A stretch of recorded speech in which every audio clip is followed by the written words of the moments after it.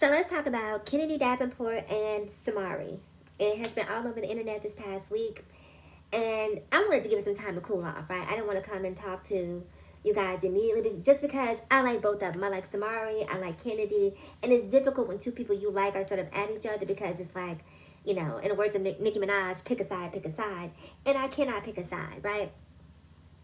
So for those of you who are unaware, Kennedy Davenport had a birthday about a week ago. She's up on the stage, or you know, she's in front of the room, and everyone is sort of giving her flowers, giving her a speech, and someone that she invited to the function, because apparently, and I don't know if this is true or not, I'm just giving you guys information that's been given to me. Okay, someone that she invited to her party because she was charging $100 per ticket, came up to the mic to say something, to say kind words about Kennedy, and wound up misgendering her. So when she misgenders Kennedy, it's like, you know, time stood still. And Kennedy was basically like, get out the door, and puts the girl out of the party, right? And I watched the video because I wanted to see how bad it was. And I'll say this, when I watched the video, I don't think the girl was being malicious. I don't think she intended to disrespect Kennedy. I don't think that she, you know, made it a point to say, let me go in here and shake some up and ruin this girl's birthday party. Like, I don't think that that was her intention. But it doesn't change the fact that she did what she did. So the debate has become, was Kennedy right for putting the girl out? Was Kennedy right for her response? Is Kennedy right for dragging it? Basically, did Kennedy do too much? And I'll say, after first watching the video, I was like, calm down, it's not that serious, right? She misgendered you. You're bringing more attention and more focus to it than necessary, right? That was my visceral response to it. And then, you know, sometimes how you're walking around or you're driving and, you know, thoughts just play over in your head. And I started to just think about, and let me paint a picture for you guys, right? Let's say it's your birthday, okay? Not Kennedy's birthday. It's your birthday. And you go out, you get your nails done, you get your hair done, you find you the cutest white dress, right? Because you're going to throw an all-white party for your birthday. And it's the night of the party. The event is here. You know, your friends are here. Their plus ones are there. So someone that you didn't necessarily invite that happened to be there is there. And it's your moment, right? You walk up in front of the room and you say, I want to thank everybody for coming out tonight to celebrate my birthday. I appreciate you guys showing up. You know, it's been 20 plump years. And, you know, it just feels good to be surrounded by all the love and energy that's in the room. And I thank you guys so much for showing up on my behalf, right?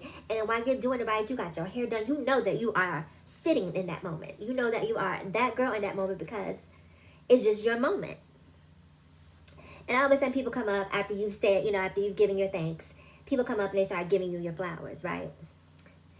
And one person comes up who you don't know, who's been having a good time at your party, right? Probably too good of a time at your party. Comes up, grabs the microphone, oh shit, blah, blah, blah, blah, blah, blah, blah, blah, blah, blah, and then spills red wine all over your white dress. All over your white dress. And as soon as she does it, she says, oh my God, I'm sorry. I didn't mean to do that to you. I'm so sorry. Let me tell you, let me wipe it off. And she starts trying to pat you down with napkins to make amends for what she just did. But she just ruined your whole fly, right? All of your fly just went out the window. Well, not all of it, but, you know, like, it's just not as pulled together. If you're a pulled together girl, then you want it to stay pulled together. And now in this moment, here you go, because you're drunk and can't handle your drink, spilling wine all over my white dress in this moment, and I'm pissed off. Yes, I know it was an accident, but it doesn't change the fact that now my night is ruined. And it's ruined because you ruined it. And so when I started to think about the whole situation from that point of view, I could empathize with Kennedy a lot more. I'm like, okay, I get why she had, you know, why she had that response. This girl went out, spent money, sold tickets. She hustled for this party, got her hair and nails done. She was feeling her moment, right? She was feeling like she was that girl in that moment in her head, and people were loving on her. And all of a sudden, somebody scratched the record. Somebody bumped the DJ table, scratched the record, and now the whole party stopped. So when I started to think about it, I was like, okay, I get why she's upset. The problem is, and this is where I think Kennedy has a lot of growing to do. Kennedy, if you ever see this video, I'm not coming for you, but as a doll who has dolled for quite some time, who has lived, who does not really have a whole lot of problems existing in this world, I would say that the attitude can be dialed back, right? Because people, in the moment, the way you responded, you went from victim to villain. And I don't even think you saw it happening, right? Because when it was said to you, depending on the way you responded, people would have saw you as a victim. And it's not only just the way that you responded in that moment, it's the way that you continue to respond after the incident has happened. The girl was drunk. I get it. She was, she ruined your moment. I totally understand that. But I also feel like the way that you handled it could have been different. Now, it didn't happen to me on my birthday, okay? Let's be clear about that. So I can't say what I would have done. I believe that the grown woman in me wouldn't have handled it that way. The grown woman in me would have been like, girl, you're drunk. Go sit down. Who's next? Come on. Who's next? Have a seat. Because I would have been too focused on making sure that my night continued on, right? It's like when you have 1,000 positive comments and you get that one negative one, you can only focus on that one negative comment. It's sort of that situation. So brush her off, sit her to the side. She's drunk. She doesn't count in this moment, and let's continue moving forward. But it hurts your feelings, and I get why it hurts your feelings, but also understand that energy, it's not what you say, it's how you say it, right? If you would have said to her, girl, why would you say that in the middle of my birthday? Like, that was so completely disrespectful. Like, I can't even believe that you would say that on the microphone. You know what it gives. You're looking at it. You know what it gives. And giving the girl a chance to apologize and just have moved on, I think that people would have been able to see your side. But now the problem is people don't like you. And I know you probably don't care that people don't like you, or you'll at least say that you don't care that people don't like you. Most of us want to be liked. I'm not losing any sleep over whether you like me or not, but of course, I'm a likable person. I want to be liked. But people don't like you because of the way that you responded. Now, let's be clear. The way that you responded does not give people agency to disrespect you the way that I've seen them disrespect you. I've seen people talk about you not having this, your body's not this, your face not this, and all of these other things. First of all, okay, not too much on Kennedy. I have been watching Kennedy for a long time. Love Kennedy. I think Kennedy is a cute girl. Everybody doesn't have to go and have all of this work done. Like, there is not one single example of what it means to be trans. I hear a lot of people saying, like, I heard T.S. Madison say this the other day, that, she's tired of these girls, the them days and theirs, and, they're making it hard for the trans girls and this, and I feel that, right? Because I know exactly what they're talking about. As a girl who has lived, I know that I don't have problems going into bathrooms.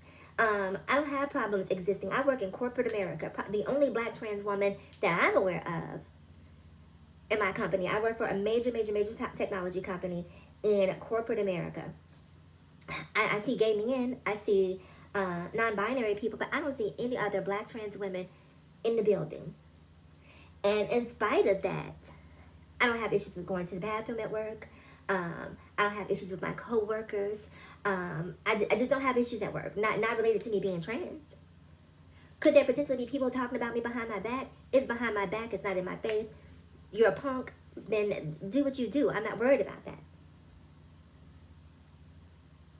So I don't have a lot of the problems that a lot of trans women or people seem to have these days. And I get why there's a lot of backlash now coming from some of the older trans girls who say that they wanted to go back. But I don't believe in that, because I feel like that's MAGA behavior when you're like, you want to make, trans again. I feel like every generation, it is their job to move the movement forward. And while we may not understand what is happening with this new generation, they are trying to move their movement forward, trying to move visibility and acceptance and inclusion further. And it's not my job to understand it, but it definitely is my job to support it as a Black trans woman. And so I think that when Kennedy responded to the girl, the way that she responded to the girl, we've already seen this divide that people on the right have been propagating, right? We saw this happen with Periodgate. Trans women are trying to replace real women or cis women. We had the conversation around cis. And I have to say that I'm honestly disappointed in trans women, and I'm honestly disappointed in black women as well. Not all black women, because the girls who get it, get it. The girls who get it, got it. But when I read these comments, right, I say to myself, when I watch what's happening with Kennedy, this is why Donald Trump is in office. This is precisely why we lost the election, because we can't figure it out. Trans women, black women are not the ones out here creating legislation for you to not participate in sports, for you to not get the medical treatments that you need. Basically, essentially trying to erase your visibility. It's not black women, it's white men who are doing this to you. Black women, trans, when we hear this conversation, they're trying to replace us. They're trying to replace us. You know, you want to have what I have. You'll never be able to give birth and this and this and this. At this point, you don't even have what you have, because the government is telling you what you can do with what you have. That cooch is not yours. That cooch belongs to Donald Trump and the Republican Party. That cooch belongs to the Supreme Court. It ain't even yours. And you're over here fighting with a trans woman, telling you, you know, that a trans woman is trying to replace you.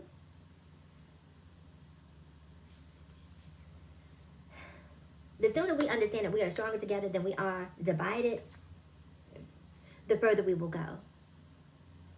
Now, I want to say this real quick about Samari. And I just want to say, stop fighting.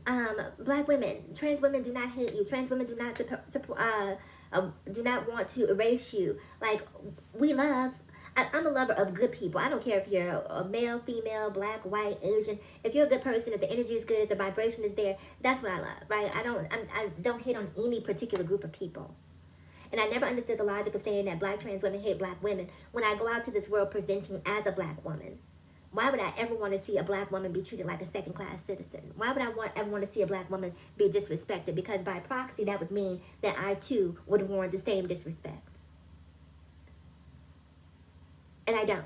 I root for you. I support you. And I mentioned I worked in corporate America. Every time I see a black girl in my building, the first thing I do is run up, hi, you know, introducing myself, because I want to know the black girls. I want to meet the black girls. And we have absolutely no qualms, no problems whatsoever. Now back to Samari. Samari, I hear what you're saying. I get what you're saying. But just like Kennedy was wrong about the way that she responded to that girl, I think that you are wrong for the way that you responded to Kennedy. I think as an older doll, as a more seasoned doll, as a more experienced doll, it is our job to reach back and each one teach one. And going off and talking about Kennedy's body and talking about her looks really just objectified her and dehumanized her. And I don't think that it was fair for you to do that. Now, again, everything that there was some truth in what you said, you know, just about these younger girls creating this back and forth about, oh, I'm better than a real woman. These real women can't do this. Like, trans women, especially young, stop that. Stop that. Oh, I look better. Y'all can never look better. You know, listen, real women are doing real women things, okay? And when I say real women, cis women are doing cis women things. They're having babies. They don't have time to be sitting around getting their nails done all day. They are taking kids to school and packing lunches. You know, they don't have time to do the things that trans women are able to do and can't afford them because they have families in many instances that require their income to be focused on raising kids and other responsibilities, right? Their bodies have changed because they've given birth and created life. And so, no, they may not have the body or the shape or the physicality that a trans woman has, but that doesn't diminish their womanhood. And you guys coming out here and constantly saying that, oh, I'm better. Basically, it needs to stop. We've had enough of it. We've had enough of the division. Stop it. We just stop. So I agree with Samari there. It's too much. And black women, when you guys have a difference with trans women, this whole he thing that you guys like to do, it's enough of that. Because you can disagree with a person and not try to belittle them, because you guys always try to throw the he's as a gut punch. And you guys have done the he thing so much that it's lost its power. When you can there was so much that you could have called Kennedy out on her attitude and her behavior alone. It was not necessary to start calling this girl he. Kennedy is a hustler. I watched this girl create a whole business on TikTok. I was watching Kennedy on YouTube, and she just popped up on my TikTok one day, and I was like, look at her. And I support the movement. And I support the black woman movement. Whenever TikTok shop comes up and tries to sell me something, I go and look for a black woman who's selling that. Someone black, because that's who I want to support. I'm rooting for everyone that's black. Anyway, you guys, that is it for today's video. Comment below because I want to know your thoughts. Just stop fighting and get focused. I'll see you guys soon. Bye.